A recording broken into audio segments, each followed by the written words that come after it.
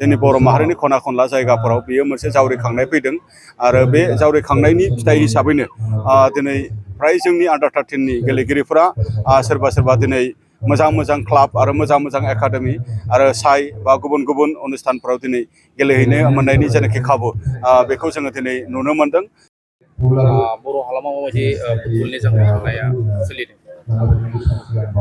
चिरां जिल्ला दुलाराय बर' फरायसा आफादा बड'फा उपेन्द्रनाथ ब्रह्मनि बर' हारिखौ गेरेमसा हारि गायसननायनि जे सिमां बेखौ जाफुंहोनांगौनिनो मोनसे हाबाफारि हिसाबै दिनै बासुगावआव थानाय बे गसाइगामि जोंफुं गेलेग्रा फोथाराव आन्डार 13 फुटबल टुर्नामेन्ट खुंदों।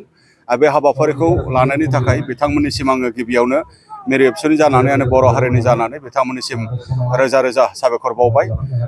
नंगौ दिनै दुलाराय बर' फरायसा आफादा बेबायदि आन्डार 13 फुटबल टुर्नामेन्ट बा माखासे मार्टार फुटबल टुर्नामेन्ट बेबायदि मोनसे हाबाफारि लानायनि गेजेरजों गासै जोंनि बर' माहारिनि खना खनला जायगाफोराव बेयो मोनसे जावरिखांनाय फैदों आरो बे जावरिखांनायनि फिथाइ हिसाबैनो दिनै फ्राय जोंनि आन्डार 13नि गेलेगिरिफोरा सोरबा सोरबा दिनै मोजां क्लाब आरो मोजां एकाडेमि आरो साइ बा गुबुन गुबुन अनुस्थानफोराव दिनै गेलेहैनो मोननायनि जेनाखि खाबु बेखौ जोङो दिनै नुनो मोनदों।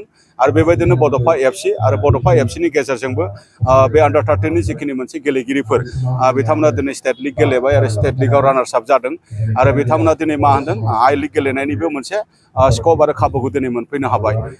थारैनो बे गेलेनाय आरो खुंनाय बिनि गेजेरजों मोनसे थासारि फैबाय जे जोंनि गेजेराव गेलेनाया मोनसे गावनि जिउ राहा दानायनि थाखाय मोनसे राहा जानो हायो आरो गेलेनायजों लोगोसे गावनि देहा गावनि आखल आरो गावनि बिदा फंबायनि बा गामिनि समाजनि गेजेराव मोनसे सोमोन्दो लाखिलायनायनि बियो मोनसे मुलाम्फा जानो हायो आरो बे गेलेनायनि गेजेरजोंनो बर' हारि दानायावबो बियो मोनसे मदद खालामो। बेनि थाखाय बेखौ गेरेमसा हारि दानायनि मोनसे गुबैथार हाबाफारि हिसाबै दुलाराय बर' फरायसा आफादा खामानि मावबाय थादों आरो बेखौ जों बयबो मदद खालामलांनाया बियो जोंनि बयनिबो बिबान होननानै आं सानो। गोजोन्थों।